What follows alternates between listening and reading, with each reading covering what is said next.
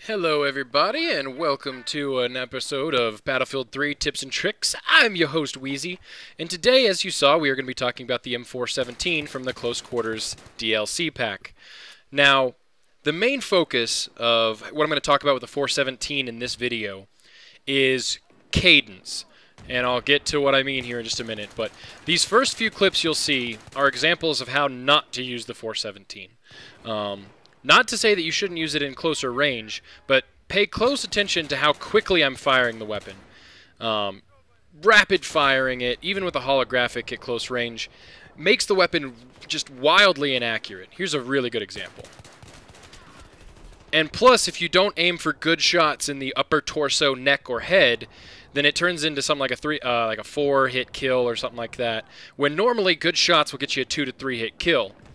Now, in this clip coming up, what you'll see is basically, this is one of my first games really spending a lot of time with the 417. So you'll see me kind of figuring out the cadence, where I set, I think I disarm this objective first, which brings me to a good point that the 417 is a good weapon for playing an aggressive recon role.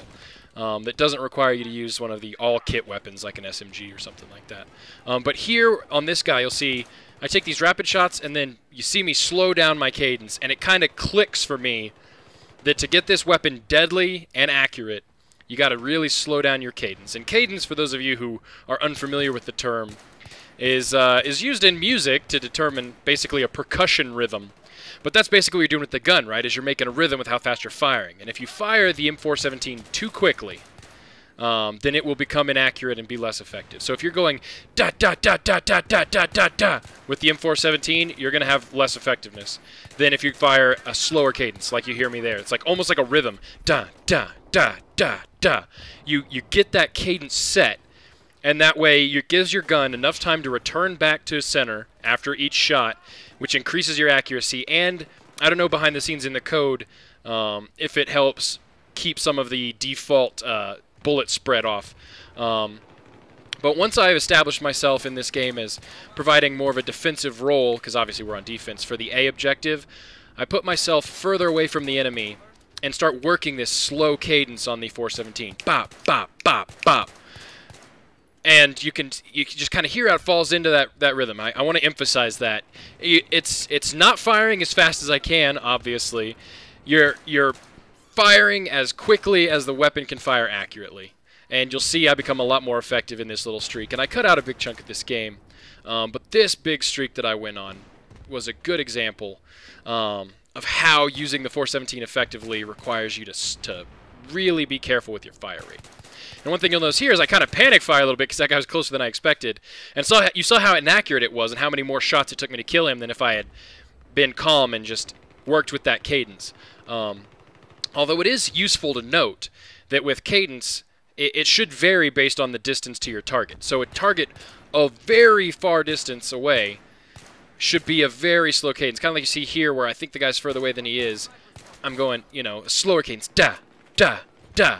And if a guy's at medium range here, you see da, da, da. And if a guy's closer range, da, da, da, da, da. So that's kind of how I feel kind of silly doing the cadence for you, but it's really important here to emphasize fire rate on the 417. Hopefully I'm not beating it over the head too much here, but it clicked for me, and I wanted to be able to share with you guys that cadence is what the 417 is all about. Now, as many of you probably know, the M417 was added in the Close Quarters DLC pack, and that implies something important about the weapon, where DICE obviously included it in a map pack that is intended to be at closer range because this weapon is capable of closer encounters. Obviously, with the traditional ability of it to be a sniper, you can use it for longer range, but it is intended to provide a more close quarters ability to the sniper class. And that's not to say that you should be up toe-to-toe playing, going face-to-face with an SMG or rushing around with this willy-nilly. I mean, you still have to keep your engagement distances at medium short to medium range to be maximally effective with this weapon. But it does suit itself to a closer role. I would not suggest using a laser sight on a sniper rifle, even one intended for more close quarters, because it gives away your position at longer range. But Here you'll notice what happens to me, and as you'll expect from any sniper, when you're in an area dominating the game, defending as effectively as I was with this, someone's going to knife you in the back, and that's honestly what you kind of expect to happen. Now, I did get back to the position and finish off defending that game, and you'll see how it ended out. Now, this is playing in Metro, a relatively close quarters rush map, with a sniper rifle, which typically you wouldn't have this kind of success getting 37 kills by the second objective in this game. So that's just an idea, a quick tip, if you will, for the M417 in Battlefield 3. Use your cadence, and this weapon will be effective for you. I hope you guys enjoyed the video, and I will talk to you again soon.